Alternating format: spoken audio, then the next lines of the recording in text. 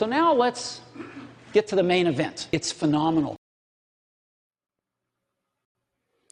Welcome to the 2980 Network. You have found Open Mic Night. Open Mic Night is your source for everything Apple related, whether it's news, reviews, anything that you can think of for Apple. We're going to talk about it here. And we also talk about some other things that if it just remotely relates to Apple products, if I can use my Apple product with it, we'll talk about it here. And that's going to be a little bit of the case tonight. So all of these show notes, subscription links, anything you could imagine, anything you want for the show is all over at 2980network.com. So head over there for anything like that. This show is also part of the Geeks Network.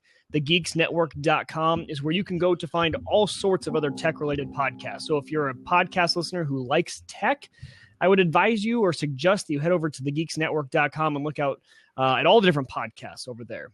There's Windows, home servers, absolutely anything you can imagine. It's over there, TheGeeksNetwork.com. And we also want to thank WLMNradio.com for streaming us live in Grafton, West Virginia. Big thank you to Roger and everyone out there. I know that a lot of you listening via WLMN Radio appreciate that, so thank you to them. So we appreciate their support on the show. So, like I said, we cover everything Apple, but we also cover some things that remotely touch Apple. If I can use my computer with it, we'll probably talk about it here. And that's going to be the case tonight. So we're going to start off with some news about some Apple products. We're going to start off with some predictions on future iPhone models, but then we're going to move into some fun projects, side projects that I've been doing. And then we'll head into some questions from you guys, the listeners. If you guys don't know, there is a Facebook group called Uyghur Tech Forums, which Uyghur Tech is kind of an old, antiquated name. I don't use it too much anymore, but we just kept it around. And if you go over to 2980network.com, under the social links, you can go to that Facebook group. It's a group where anyone can just post a question about absolutely anything. It doesn't have to be Apple related, but just tech related at all. So you'll see an example. We had two recent questions that were actually pretty good, and I think that a lot of you guys would benefit from. So we're going to talk about that. But if you guys want to participate in that group, just head on over there and you can always ask your questions. Or I always suggest this, but no one ever does it. You can answer questions too. I don't need to be the only one that answers stuff. I don't know everything about everything. So if you guys know answers to questions that people ask, feel free to post your answers in that group as well. And we'd like that. So we are going to start off the show with some news. And actually, we're going to start off with some predictions for the iPhone 7. Now, Colin, I'm guessing you've heard the rumors. These have been around for a while about this new iPhone 7, and the big debacle is that it's rumored that they're going to ditch the 3.5 millimeter headphone jack. It's been all over, and I don't know how I do know how I feel about it, but I might throw it over to you just on like initial reactions when you heard that, or even initial reactions right now on a big company like Apple eliminating that. I'm split. For when I first heard it, I was very against it. I was just like, why would you do that? So many people like being wired in. I feel like we've had this conversation before, and even just now when you were talking about your Bluetooth keyboard not working. There's something about not having to charge something or have to worry about if it's charged or if you accidentally left it on and all of a sudden it's dead that I like. I just like being able to plug my headphones in and going about my business. And plugging any headphones in is the key there, because what they're going to do is they're going to have now these lightning adapter headphones, right? And they're going to try and convince all the headphone makers to make cords for their headphones that plug into the lightning adapter. Now, the whole reason, or the whole perceived reason that they would do this, is to make their phones thinner, which is honestly something that I don't think anyone is requesting. Like, no one needs the iPhone to be any thinner than it already is. I think it's just fine the way it is. In fact, if they could make it a little thicker and get better battery life, I'd be all about it. So the reasons behind it, and I'm sure when this actually does come out, they'll tell us all the different numerous reasons that they eliminated the headphone port. But I think what you were just saying is like just plugging headphones in. I agree. I am kind of a wired person. I did just get a pair of the Powerbeats Bluetooth headphones, which are fantastic. But in a lot of cases, I'm wanting to plug in actual headphones, and trying to watch a movie over Bluetooth audio is terrible because it doesn't sync up. There's that latency. So I'm trying to watch a podcast. I was on the plane and I'm trying to watch a podcast, and there's just that slight delay that makes it like one of those old fashioned Chinese, kung fu movies where it's just everything's not syncing. So I just don't see the benefit of it. And how quickly are other headphone manufacturers going to adopt the lightning port? Well, I think And as you were talking about just getting the Power Beats, so the Beats by Dre headphones that are wireless in-ear buds, like they're wraparound ear is what it is. Yeah, they wrap around and then they head in. Yeah, just that, and they have a cord that runs behind you. And so I'm starting to wonder, just now, again, speculation, and as Canuck Runner is saying, like it's very early, but they have said that the iPhone 7, they're thinking about announcing it far earlier than they have any of the previous. So that could be March at the earliest, where they're thinking about already announcing the Apple Watch 2. But I mean, to me, the fact that they own Beats is very big in the Bluetooth headphone market. It's making me wonder if Apple will finally, if that's going to be their kind of joining the headphone. Right. Well, and we saw that coming of like, how are they going? First of all, how are they going to get, okay, if Bluetooth is their thing, that's great. But otherwise, how are you going to get the big name manufacturers to do Lightning? Let's just buy them, right? That was their decision. Let's buy Beats and make it that easy. But they're also going to have to come out with some new compression for Bluetooth that can have less latency than it already does now. So I'm not sure how this is going to work. They're going to need to do something if you want to watch video. Now, audio is fine because there's nothing to sync it up with. Yeah. But if you're trying to watch video, it's going to be a pain. But even with the Lightning port, it's one more set of headphones that are going to be useless on every other device except for the iPhone. And people started talking about adapters already, like, oh, you'll just plug in an adapter and then you can use anything. That's why. What a waste. Exactly. Like, I don't want to have to use an adapter just to plug in a pair of headphones. So this has been one of the announcements from Apple that I actually see like no benefits in. And as Canuck Runner was pointing out, like, really, like, how thin do you need your device that you can't put a 3.5 millimeter jack in? And I think a lot of people who have already invested money in headphones, and really nice headphones, I will not be able to use my Bose headphones that I've used for years, that have just held up their quality on the new phone.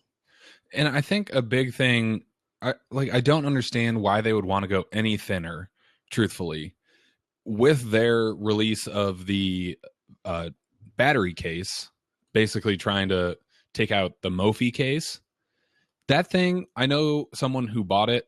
I mean, it's $99, and he said there are days that he goes there. It's like 2 days where his phone will never say anything other than 100%. So it never goes down until that battery runs out. Right. And then it'll use the phone battery and then start going down. It's like constantly having it plugged into the wall. So why they would get rid of the headphone jack for no reason, because they aren't going to make a bigger battery. No. So what's the point? Like, there's absolutely no point. Well, and their slim, clean design that they always like tout about how it looks so great, they completely got rid of with that case, with the battery case. And so I don't get it. I don't understand it. And I'm not a big fan. And I really hope that apparently there's some petition going around that's gotten like hundreds of thousands of signatures for Apple to not eliminate the jack on the phone. So we'll see how it goes. But going back to another comment that was in the chat that it's a little premature. Yeah, it is a little premature, but there have been multiple independent manufacturers of Apple that have said, yeah, this is happening. It's true. So, we always take those with a grain of salt. You never know how much weight to put behind those. But when you start to have multiple sources that say it's true, and it's something that, honestly, this has been rumored since like the iPhone 5 that Apple was going to do this. And so who knows? Also, I mean, I wouldn't be upset if someone in the market disrupted the 3.5 jack. I don't think it's the best jack out there, but it's so standard right now. It's like trying to switch everyone over from USB to like USB-C, or even more dramatic than that. We saw how this went with the Thunderbolt port for Apple, which Thunderbolt port is a great port, still extremely useful if you have the right dongles and if you want to use it, but it definitely didn't take off the way that Apple wanted it to. So, well, that's all because the average consumer couldn't afford it.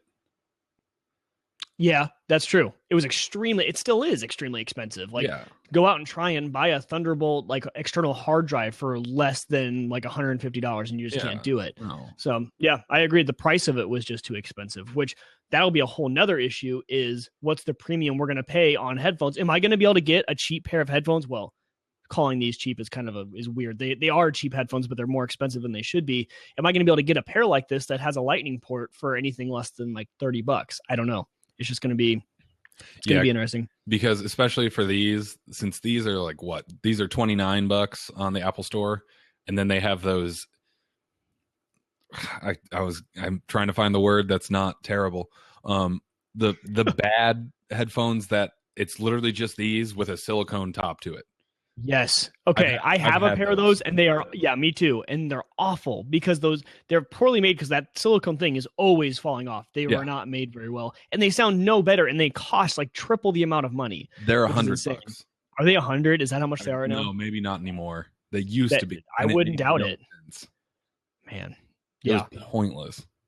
So Peter brought up a good thing, and he said, would this be a good time for Li-Fi, is I believe how you pronounce it, to come into play here? We've talked about this. It's by light.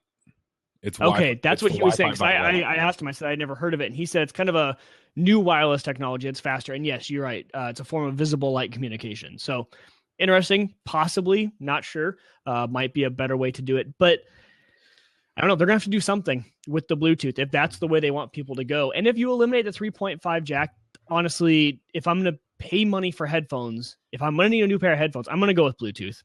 It's just the way I'm going to go. I'm probably not going to spend much for the Lightning, even though I do like a physical connection into my phone.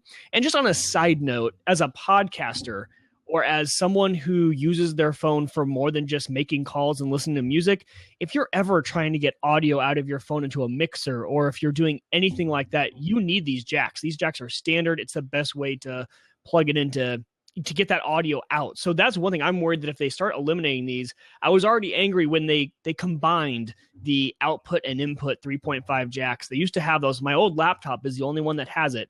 And if you're a podcaster wanting a line in and an out, it's kind of a pain in the butt. So they're just making it harder and harder for me, which I know that's personal reasons that no one else deals with, but that's just me. All right, so let's move on. The new Apple Watch, you kind of just hinted at it a little bit ago, is rumored to come out this March or April, kind of same time frame as the old one. So the next generation. And it's kind of a big deal because everyone has been saying that you should wait on the Apple Watch and get the Gen 2 model. Now, I was in that camp. I was previously before we talked about it last week, but I received an Apple Watch for Christmas and I love it. And we talked about it a little bit last week. I'll bring up a few use cases here. But now that I have this, I'm kind of wondering what more they are going to add on in the Apple Watch 2 and what you'd be waiting for. Now, I think the best case scenario is, because I don't know what they're going to be adding that's going to be too much better, I think you wait till the new one comes out and then you pay a lot less money to grab an older version. I think that would probably be a good idea.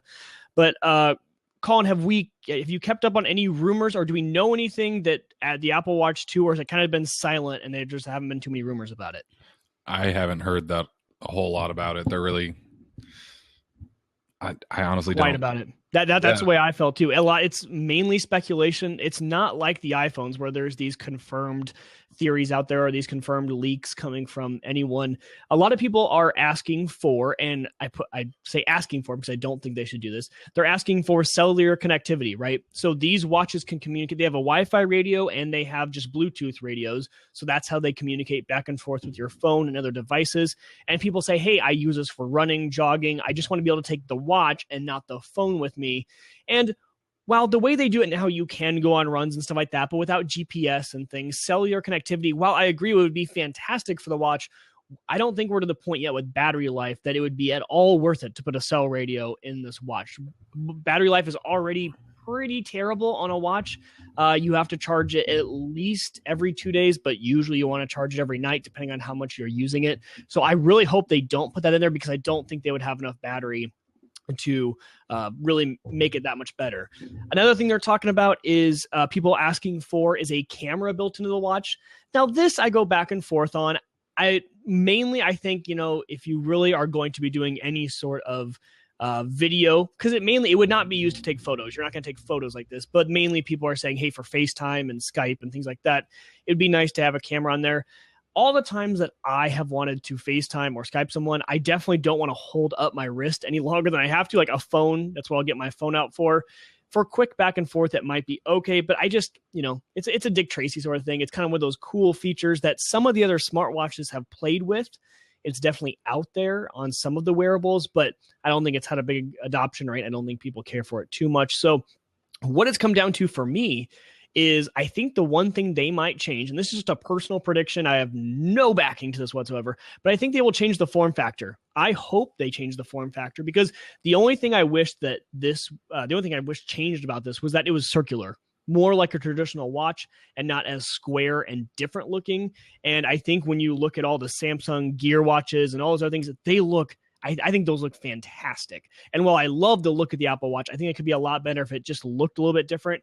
I mean, it's pretty thick when you look at that. It sits up pretty high, and it's just very square. So, it looks like a nerd watch, right? Like you can tell it is a Apple Watch, whereas some of those other ones can maybe blend in and be a little bit more traditional looking.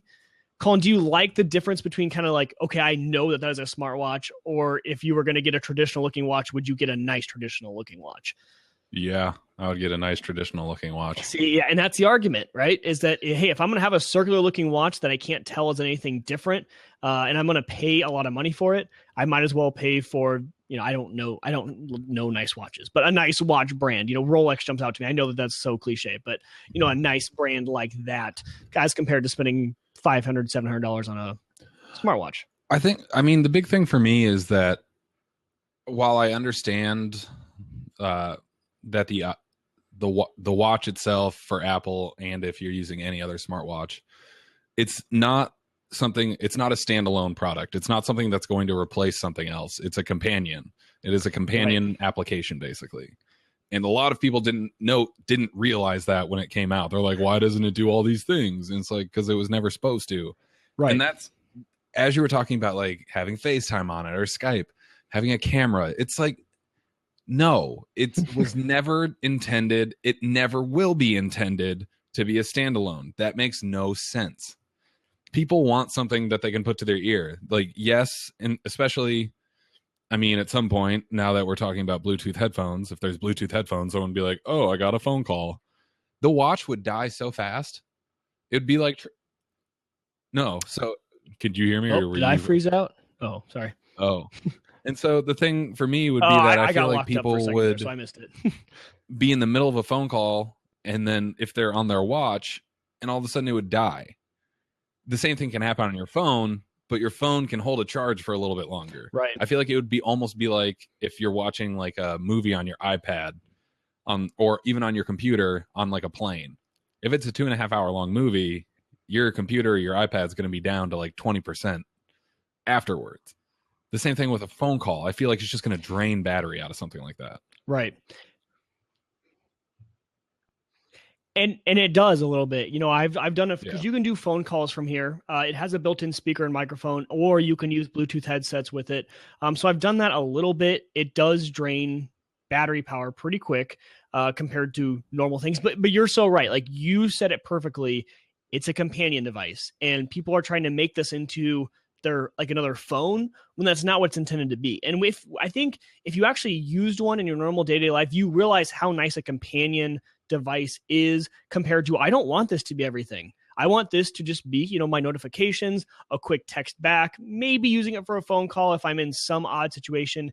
The only time I use it for phone calls is when, because the two devices connect to Wi-Fi, you can be, as long as you're on the same Wi-Fi network, you don't have to be next to your phone, right? Because it won't use Bluetooth, it'll use the Wi-Fi instead. So I've used it where I've left my phone somewhere and then the call comes in and I answer it from wherever I'm at. That's usually when I use it. And so those sort of things are nice, but I just don't, I agree with you. Companion app, we don't need the camera, we don't need things like that. But I guess we'll see come March or April. And there was another good suggestion in the chat from Brian that it should be curved like the new Band. And I totally agree with that. So Jim, my other co-host that you guys met last week, he has the Microsoft Band 2, the second one, which they kind of slightly curved to fit the top of the wrist.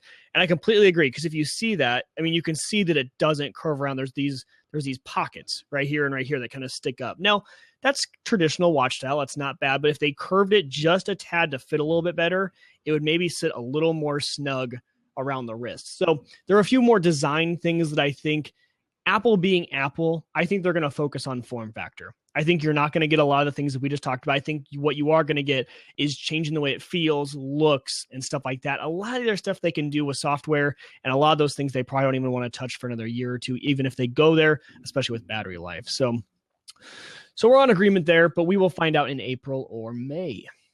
All right, so moving on to quick updates. Just very quickly, they released 2 new updates, both for iOS and for your Mac. iOS had 9.2.1, and on the Mac OS 10 side, they had 10.11.3. Nothing too big here, mainly just bug fixes, all sorts of bug fixes for both sides. There haven't been too many reports. People always do the typical article the day it's released saying, hey, are we having any problems with this? Anyone having any issues? Very, very, very limited reports of problems with especially iOS. With the OS 10 version, it's been fine. So I ran both of them. I updated right away. I have had 0 issues.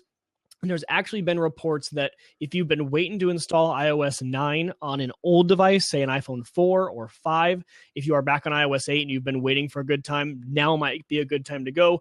9.2.1 has been tested on a lot of old devices, and it's very stable. So if you have been holding out, might be a good time to go ahead and drop that update onto your device.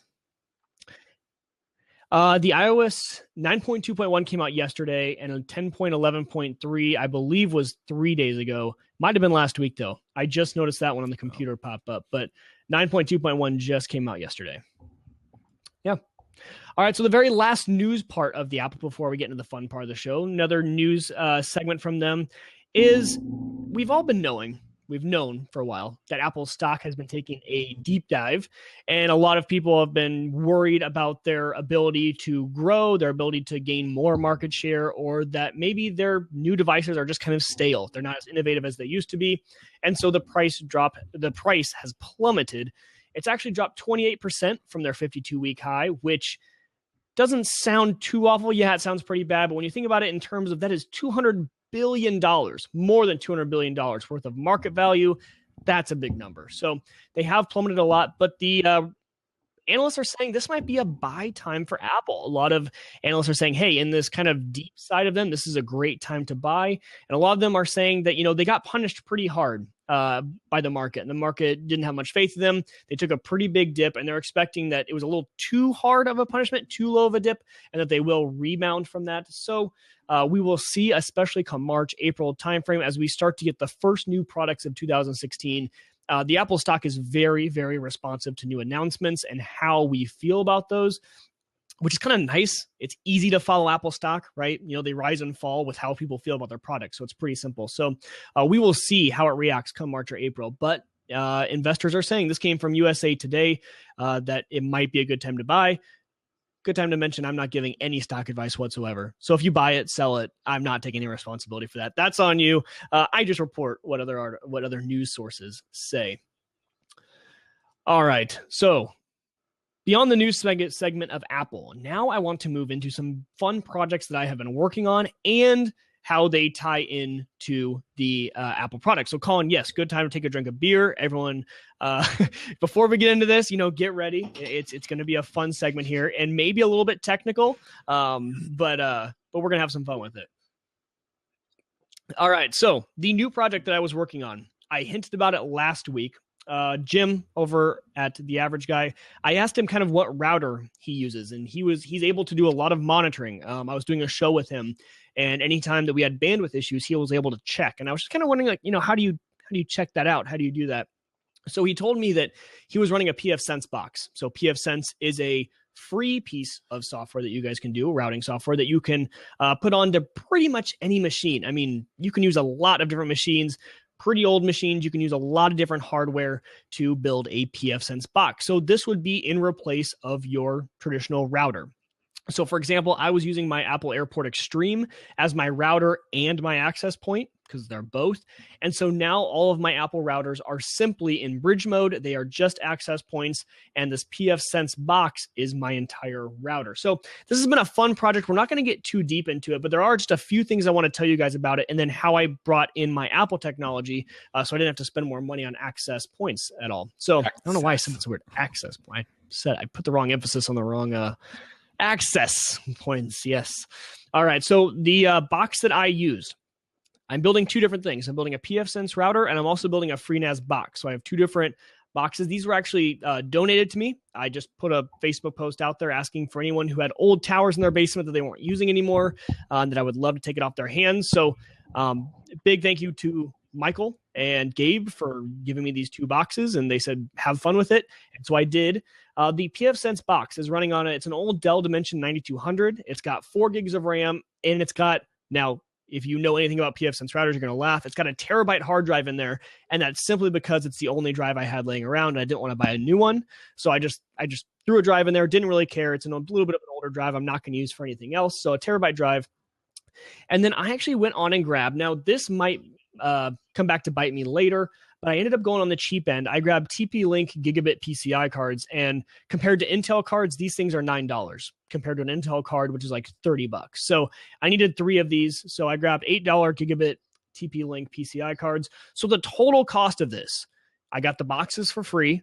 Total cost of a few more sticks of RAM and the cards and everything was about $50. So not too bad when you think of if you want a fun project and you want to build your own router. Now, the main reason I want to talk about this is because why would you want a pfSense router? Well, pretty clearly, you should not have to reboot your router. That's just a common thing, right? Oh, the internet's locked up. Let's go reboot the router. That shouldn't be a thing that happens. The reason that is because these hardware companies are using really cheap, low power hardware in their routers. So when you think of something, like a lot of these low-end devices, if you're paying anything less than like $100 for a router, they're just cheap and they get the job done, but they're not very sturdy and well built. Plus, pfSense lets you deep dive into any sort of technical aspect of the network that you want via monitoring, VLANs, anything like that. You can do it with pfSense. So the reasons I did it were because I hated rebooting my router. It just got annoying. I said, this thing should just sit there and run. Like this should have an uptime of like a year and not go bad. So I built the new pfSense box and it's been fantastic. Love it. The settings get a little bit technical. So if you're just a normal kind of person who has never done this before, you can definitely find all the resources on YouTube or the internet. It's pretty straightforward, but there are some things that you need to do and know a little bit about networking to get through. But it's been a ton of fun. Now, the way I integrated my Apple airports into this whole thing, where, like I said, I put them into bridge mode. So if you have any sort of Apple Airport Express, you know that putting them into bridge mode basically means that this thing is not doing any of the routing. You turn off DHCP, that's done by your router, and this simply just creates a wireless access point, creates a network that people can connect to, and then that is plugged directly into the LAN port on my pfSense router. So it works out actually pretty well. Now, one of the more advanced things, Apple routers have the ability to do guest networks, right? And I definitely wanted a guest network. I want a network that when others come over, I can give them the password and they're kind of sectioned off into their own little corner of the network where they can't access my other computers. They can't access my NAS. I don't want them to have access to anything like that. I just want them to have internet access. So when your Apple Airport Express is set up as your router, it's pretty simple. You turn on guest mode and it just does that for you. But if you're trying to bring this into something like pfSense, you have to use VLAN tagging, which is, I won't talk about it in depth here, but just know that it is still possible to use the guest features on your Apple Airport Extreme or Express with pfSense, and you can section them off into their own VLAN, and they're all taken care of and they're all private.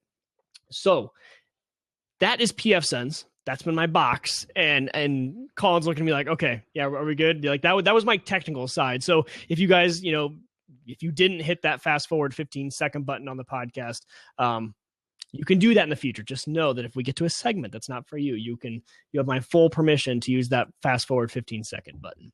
But so pfSense was a lot of fun to build. The other box that I'm going to be building is a FreeNAS box. FreeNAS is just simply free software that creates a NAS. You take an old computer, you put a bunch of hard drives in it, and you load this free piece of software onto it, and all of a sudden you have got network attached storage. You've got a box that has a bunch of hard drives that you can throw stuff at, and it's treated like a QNAP, like a Synology, and it's free, which is the best part about it. So both of those, FreeNAS and pfSense, run on FreeBSD. So it's a free set of software. Love those guys. It's fantastic for anything like that. And the final next fun project that I've been working on is putting an SSD. Colin and I did this a while ago. We're putting an SSD into my sister-in-law's computer. She has a really old MacBook that is just dog slow, which Colin and I experienced this. I can't remember. It was like a year ago that we swapped over, or maybe a little bit more than that now.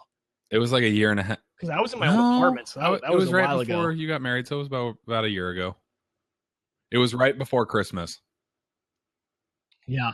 But just,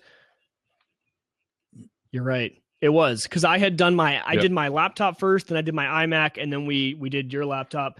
But we've talked about this a ton. It doesn't need to be reiterated. But if you are running on a slow computer, oftentimes your bottleneck is your hard drive. Like these old processors, my MacBooks from 2009, Colin has the same exact computer, and these things were awfully slow. And now they run faster than the day we bought them. So, I mean, it's still working out well for you, right? Things extending the life of that computer. Reverted to how they were. I mean, Chrome just opens slowly because it's Chrome. But aside from that, right, it might take something like an extra second sometimes. But aside from that, that's more just me not clearing caches or keeping things cleaned up.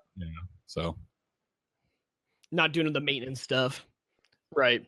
Yeah. So throwing that over using, so disk utility, which was changed. I guess that's one thing we can talk about real quick. In El Capitan, if you're running it, disk utility, the built-in app changed a lot. So a lot of the way you do things is different. So different menu options, and they took out some of the functionality. So, but you can still use disk utility to restore a new drive from your old drive. So that's what we're going to do when she gets her new laptop up here. Just plug in this new one and restore it all over. Or you could do something like Carbon Copy Cloner, which is another piece of software that I just can't talk highly enough about. It's fantastic for backups. All right, so those are the fun projects that we've got going on. There were a few of them, and I know they got really technical, so I apologize, but I'm just really excited about them. They're a lot of fun. So now let's move into some questions from the listeners. So question number 1 comes from Steven. And all this, like I said, is posted in our Facebook group, which is Uyghur Tech Forums. If you're looking for that, just go to 2980network.com. Under the social links tab, you will see the Uyghur Tech Forums Facebook group. So these both were posted there. And so Steven says, I have my Hotmail synced to my iPhone mail app. And when I delete an email on my phone, I have to delete it again when I get on my desktop. So how can I get it to stay in sync between the two? And I loved his PS. He said, PS, the correct answer is not stop using Hotmail. Because in my head, that was going to be my first response, was maybe it's time to give up Hotmail. I remember Hotmail. Like, that was my first email account I ever had, was Hotmail. Well, yeah, that's true. Well, I don't know. Too. I don't know. They're both. Hotmail might be worse.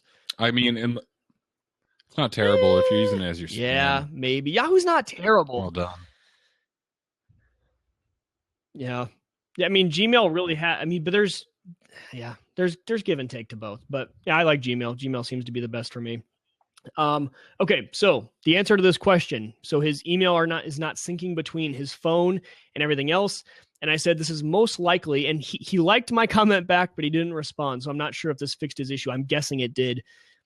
There's two different pretty much protocols for a lot of these email clients. It's POP and IMAP. And I'm guessing it was set to be on POP. So what POP does is POP says, hey, let me look at the server, and I will download the messages onto the phone, and then I'll leave everything alone on the server. So it's all still there. I'm just going to bring it down to the phone, and you can deal with it here. Now, POP would be okay, I guess, if you had one single computer that you were ever using, one device in your entire life. But we've moved past that. POP is pretty antiquated for most scenarios, and we've gone to IMAP. So what IMAP does is say, hey, I'm just going to show you what's on the server, and you can make all the changes on any device you're on. So if you delete something on your phone, it's also going to delete it on the server. So it does it on both instances. So you can imagine the problem with POP was it was downloading to his phone, he was deleting it, but then his computer still sees the server, and the server's not changed, so he gets that message again. So with IMAP, anytime you delete an email, do a new email on any device, it updates the server. It changes the server. That's a very simple way to explain it, but that's what we pretty much needed to end up doing for him. And the way we did it in this case, Hotmail's a little different. When you go in and set it up, you actually do it as an Exchange account, and you use m.hotmail.com as the server address, and then it all is good. So I think he's back to normal now. But if you're having any issues like that, if your mail does not sync the way you think it should, try setting it up as an IMAP. Go in and look at your settings. And when you do it on the phone for like Gmail and things like that, it uses IMAP by default. But sometimes I'm guessing maybe with Hotmail, he had set this up a long time ago and hadn't changed any of the settings since. So, but thank you to Steven for posting that question. That was a good one. Now, the next one has affected me and maybe might affect Colin in the future, but his setup's a little bit different right now. So question number 2 is Matt said he has a really old Xbox 360 that doesn't have Wi-Fi.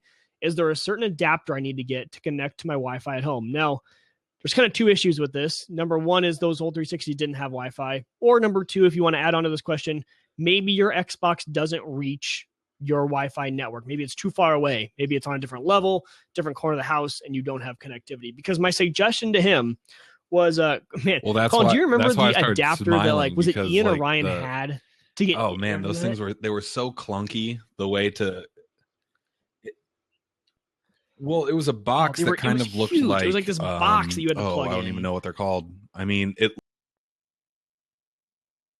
looks like those. Yeah, It looked like a router. I mean, it looks looked like its a own router, Linksys kind of. router that you might what I see thought. on like.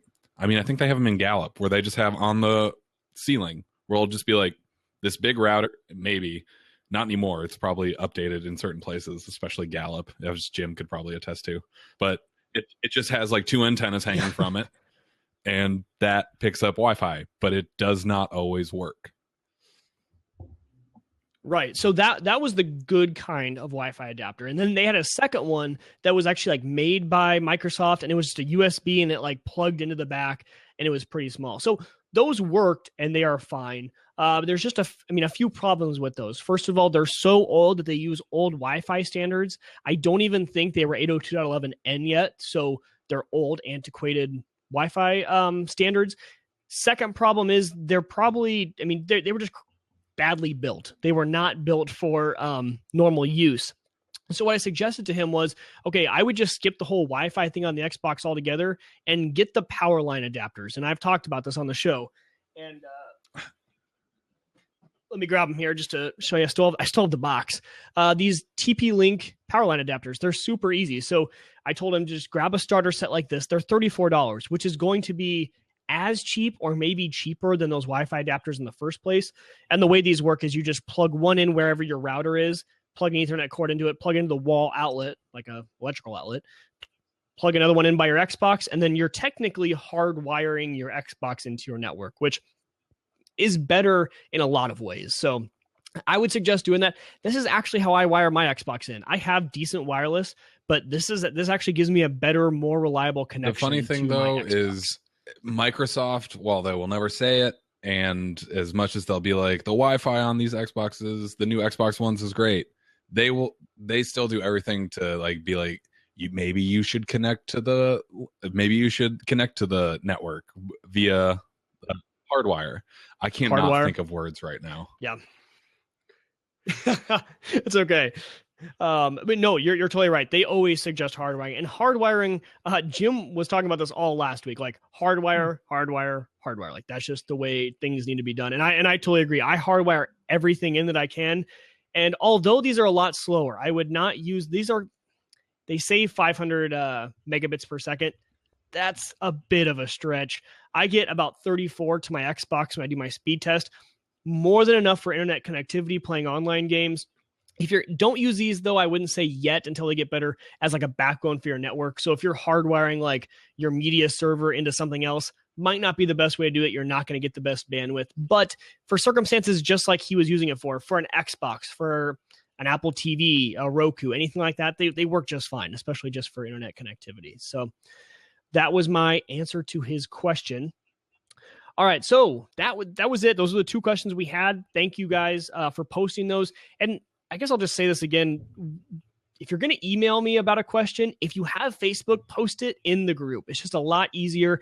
Everyone else can see it. someone else might see it and think, oh, that was a great question. So if you're going to email me a question, because I do get a lot via email, and I don't talk about those in the show just because I don't know if they want that to be public, and Facebook's already public, so I figure that's okay to talk about. So if you have a question, I would highly encourage you to go over to the group, because then other people can help you out as well. All right, so we are going to move on to the pick of the week. Now, I have one, and I picked one for Colin if he didn't have one, because I know something that he needs to talk about in the pre-show, so I think he would agree. But I'll talk about mine first real quick. Mine, if you guys don't know, my wife and I have been trying to start the process of looking to buy a house, which, dear goodness, that is a pain in the butt to deal with. Like, I assumed it was going to be difficult. Like, someone's giving you a loan for a large amount of money. Like, this should be a complicated process. But this is way more work than I ever thought it would be. And dealing with all these sort of people, I just want to stay, I don't want to stay in the apartment, but I'm very much convinced that right now I just want to stay in the apartment and not fill out all this paperwork and do all that. It's ridiculous. Like, Colin, you'll never feel more violated personally into your financial life than when you go to buy a house. It's I was going to say, the amount that my parents know what I spend, it's like I feel violated already, but it's okay. It's like, why'd you buy this? Why are you looking at my bank account? That's true.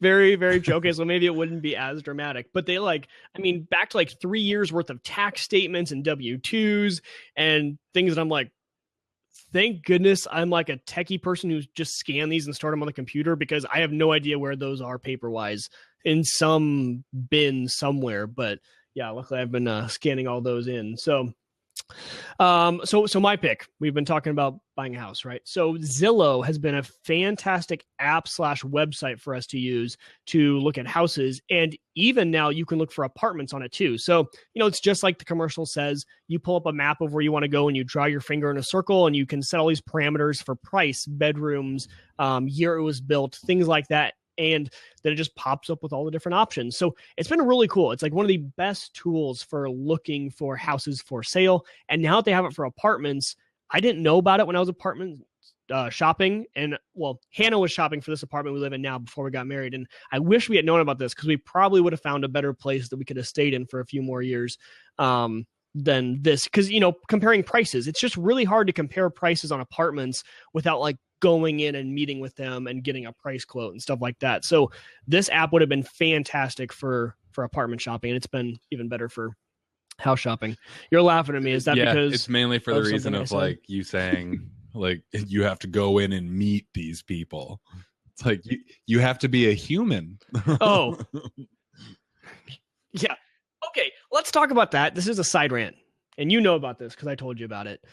Speaking of house buying being a pain in the butt, my wife and I found out that whatever happened to going into a bank and talking to a human being about probably the biggest purchase I will ever make in my life, or at least for the next 10, 15 years. So Hannah and I went into the bank and they pretty much told us hey, here's our card, but go out onto our website and fill out the application before we even talk to you. We just had some basic questions. We're first-time home buyers here. This is new to us. We just have some basic questions, but they were not willing to talk to us until we did the online application. And then even after we did the online application, getting a hold of them or talk to them, asking simple questions, things like that, is just been oh, look at our frequently asked questions portion of our website. It's just so online now. And Colin, I can't remember what your response to me was when I said this. I don't know if you remember, if you agreed with me or not, but I'm just floored as much as I'm into technology, and I love it. And I love how easy it is applying for jobs, doing all that online, even applying for jobs. I want to go and get face to face with these people. That is sometimes just the way you want to do it. Customer service now is all online. And I just sometimes I was on your side, but I completely understood where they were coming from. I got the fact that they were do all this mainly because a lot of their job is no longer sitting with someone and entering this stuff by hand. It's something comes through, it gets sent to some person, it gets sent to one of the people, they set something up with you, they have everything in front of them when you come in for that first meeting, and there is no there's no middle ground. It's point A, and they want you to get to point B when you come in. So, right. Yeah, and that's true, and I get it, and it probably speeds up the process. It might actually increase their customer service by being able to get to us quicker because their computer system takes care of a lot of that. I mean, I get that, but I still would like that to be an option. I would like, hey, do you want expedited service where we can get back to you in 2 days, or do you want to set up a meeting? Might be 2 weeks from now, but at least we'll meet with you face to face. I'll take the 2 weeks. Like that's fine with me. I understand it. But even then, with the 2 weeks, it would be nice if they were like, fill out this quick form that can like help us get the process started. So that way, when you come in, the person has in front of them the basics that they need. And then after that, they can take like tax information or whatever else that maybe you don't want to put that online or whatever it may be, which saying that after I'm going to talk about TurboTax and things I've done online. So, but it's one of those things where it makes sense to me, but at the same time, I'm like, and saying this as a 24-year-old, like, oh, the old days, as though like I understand what that means. I know. Right. Like we probably don't have any room to complain. But Jim asked in the chat room, have I seen any good tech in the process? Man, the website was awful. And this is I'm not going to name the bank, but this is a large financial institution in our city. It's very large. So, and their website was kind of wonky. It was badly worded. There was no way to put in ranges. I mean, it was just very old. So actually, no, except for my pick. Yes, Jim, you nailed it. Except for my pick of Zillow, meaning like beyond the bank side, Zillow, finding the house, finding places to live. That has been the technology that I've really liked. So that was my pick of the week. That's what got me started into this. So yeah, there's good tech around there.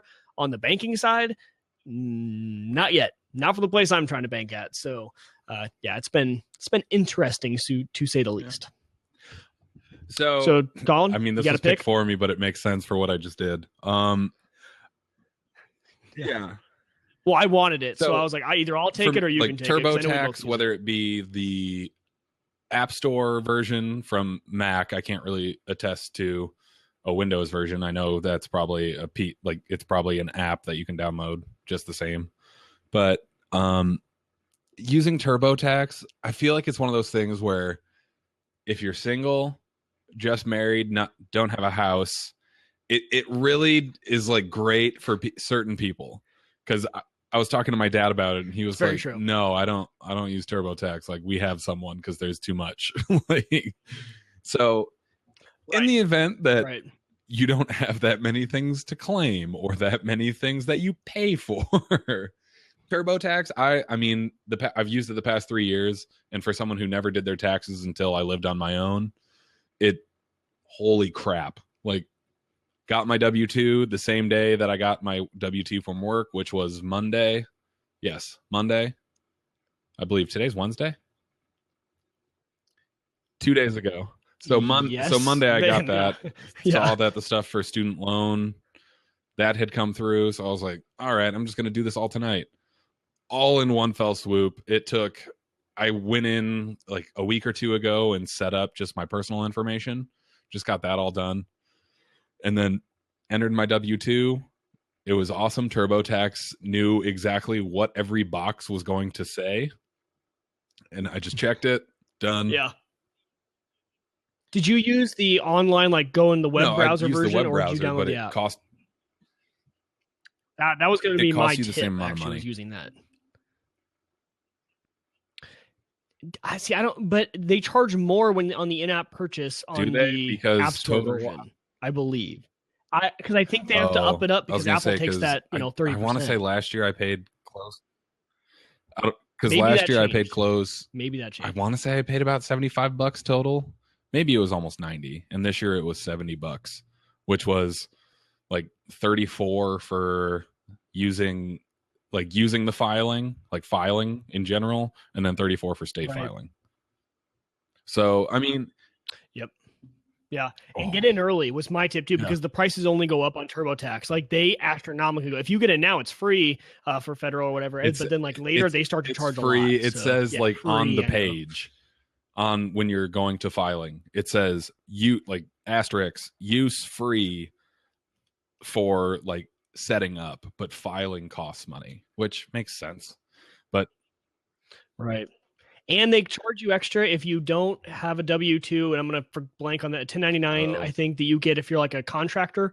So my wife does contracting work for some of her OT work, and they charge you extra to just put that kind of income in.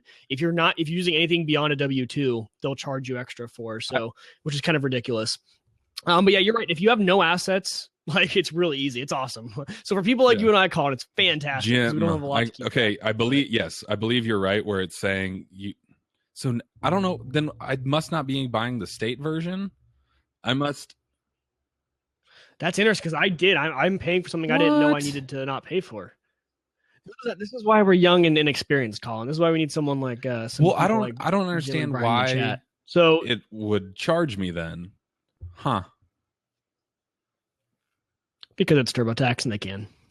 I think they charge no matter what state. And then they probably here. Jim, jump on in. So this is the fun part about Blab. And I kind of forgot to invite people I'm in not if they moving want to to. Texas. Let's get Jim in here. I'll jump in and then I'll jump right out. So in the state of Nebraska, right? So if you're a Nebraska resident, you buy the federal only, you complete it. And a lot of like, check with your bank, or I'm checking with USAA right now. Sometimes they'll have free versions of the federal that will come with one free filing, right? So the version you bought, Colin, this is the weird thing, right? When you buy the federal versions of TurboTax or Tax Cut or whatever they are, they come with 5 free filings. Well, most people don't need 5, right? I mean, it's like most people need 1. Now, I do all my kids' taxes, and so I file for them. So we buy the 5 federal, so you got to pay to file some of that, but find the cheapest way to do it, right? Because that part doesn't matter. You just need to get that filing in there. And those TurboTax ones are usually pretty cheap to get them done. You can find them for $24 or maybe $14 if you get a deal. Then if you're in the state of Nebraska, it's just free filing. So you just print the copy of the 1040. Then you just type in Nebraska, tax filing, and it'll take you right to the website, and you just put all that information in. You actually fill your state taxes out online. Okay, so instead of TurboTax being the one where it's like we've done it for, I see online. What you're saying. Oh, so you do the TurboTax state part. You just don't file or you get a PDF, right? You need like 5 lines to fill in. That's going to ask you, what does line 6 on your 1040 say, right? And then the Nebraska one. So then you go to your federal and you fill it in, and then right, and it's all online, and it's actually pretty clunky from a design standpoint, but man, it's free and it's easy. I can do it maybe 10 minutes from the 1040. Do you get a quicker return doing it either way? Super so fast. If you do it on the Nebraska website, you still get your return just as fast as you want to go and do your Nebraska taxes online. You don't want to. Don't use state software. Okay. Okay. It'd be interesting to know. Good to know. I wonder how many other states are like that. And so I always look for you guys the know in cheapest the chat, you guys federal can return I can get my hands That's awesome. on. Some years it's 15, some years it's 25. It just kind of depends. Like I said, sometimes you can find deals. It wouldn't be surprised me if you could find it on Groupon or Living Social, something like that. All you need to do is that federal filing. And for most people, the tax software doesn't matter. Like for you guys, there's nothing that you're doing that's complicated. So the tax software doesn't matter. No. Well, besides that. Except for my undercover drug operator. Hey, if it's under the table, it gets a little complicated. Never to mention. I told you, never mention that. Yeah, it's all under the table. They don't even know about it. You just get the cheapest one you can. Do the federal filing. I like to print off or get a PDF, right? I'll keep a PDF and then store it somewhere for me so I can have it. Use that 1040 or whatever you're going to use. Most of those tax software just default automatically to a 1040, regardless of what you do. And then the Nebraska one, just take the numbers right off the 1040, input them into the Nebraska stuff. You'll be done in 10 minutes, and it's absolutely free. There you go. Well, I will. That's Sorry, awesome. man. I've already filed. After you already just did it. No, and I get my return. I'm supposed to have my returns on Friday. So, for me, I'm like, okay, the $70 right now sucks, but I can live with it. It's all right. I mean, right. Yeah. So Jim, while I have you on, pfsense packages that you recommend, or do you just run it with kind of no packages on there? I don't, and I think for the average guy, the router works just fine on base, just what you get. I think some of the helpful in pfSense, some of the helpful pieces are like maybe country blocking. So, like you're probably not ever going to get or use anything from Czechoslovakia or Russia or some of those countries, and you can go in and kind of just block all those countries coming in to your router. So that's a helpful piece. Really, the dashboard for me is the most helpful piece. Like you said earlier in the show. You take a look and you're like, okay, what's my CPU utilization? That's what I what's found, my memory? And it's hard. You can't crush a pfSense router. You just can't do it. It's not possible. So in most cases, the minimum amount of hardware is the easiest. And then I just check for the up and down bandwidth. That's what's coming in, what's going out. Yeah. That's what mainly I've been using it for. And it surprisingly on Blab, it's just insane how little bandwidth it uses. Yeah, it's kind of nice. But it's not for this purpose. It's really nice. Right, right. But no. We did at Gallup. We did last week. I did a podcast heads, and I did Hangouts and Blab at the exact same time because WebRTC allows you to have the same camera in two different windows, which is really cool. So, and then my video editor put them together to be one. So when it was advantageous to have the 4 windows or to the Blab, he would show that. So he did a sync on the audio, so they would be in perfect sync. And then from time to time, he'd show the Blab, and then he'd come back to the Hangout. And it was really cool. Because at one point I mentioned, I'm like, okay, we're going to be on Hangouts, and if you want to see full screen here, come here, and he shows that. And then like, we're also going to be on Blab, so if you want to come over here, and then he shows that. And I was like, that was pro. So yeah, that's cool. Yeah, and I use Camtasia. If you have the time for editing, pro pieces that's awesome. Yeah, it was pretty cool. So you can do 2 at once if you wanna. Well, there's your text. Cool. Colin, next year I'll save you some money next year. I'll send you my bill. Awesome. Oh, thanks. Yeah, there you go. I'll take the difference. You'll save $70. You'll pay Jim $150 for the advice. I'll put that towards next year's filing. Yeah. There you go. Save it for the house that you're gonna have to buy. So there you go. Mike is finding out. Is not the easiest thing. Well, 2009 ruined it for everybody, man. That used to be super simple, and then 2009 ruined the whole mortgage industry, and now it's as bad as it's ever been. I can't. We're moving in a year and a half, and I'm just dreading the mortgage process. Apparently there's no. Well, I knew this probably. I had a good idea that wasn't going to be existing anymore, but the first time home buyer stuff doesn't matter. Like, not anymore. You're a first timer? Okay. Well, I guess that just means I have to explain step by step how this is going to work. Yeah. All right, guys. I'll let you go. Right? Exactly. Right. Thank you. Exactly. All right. Thanks, Jim. All righty. So that was awesome that Jim hopped in. And, that's a good thing to point out that if you guys ever have a topic that you guys know a little bit about that you want to hop in on, always feel free to just request to join the Blab. Now that we're using Blab, it's super simple. It's kind of awesome to have that option there. So, all right, well, let's wrap up this week. We've been going for about an hour here, so that's a good, decent amount of content for you guys to consume for this week. And we are back on a regular schedule as far as I know for the next few weeks, so nothing really to announce. Obviously, always follow me on Twitter at WegerTech or at 2980, at 2980 Network, because we just throw it out there. For some reason we need to cancel, like last week when I needed to cancel last second, we just throw it out there. So like I said, all the show notes, everything you need, 2980network.com. Go there. Subscription links. The other podcasts are there. The Uyghur Tech blog is now moved over there. So tech tutorials and stuff like that, it's all over there now. So head over there for any information that you need. TheGeeksNetwork.com. Thank you to them for letting us be a part of their network. So if you're into awesome tech podcasts, head over there, TheGeeksNetwork.com. And a big thank you to WLMNradio.com, to Roger and everyone over there for streaming our stuff out on the radio. It's a lot of fun. Really cool. Colin, thanks as always for joining us.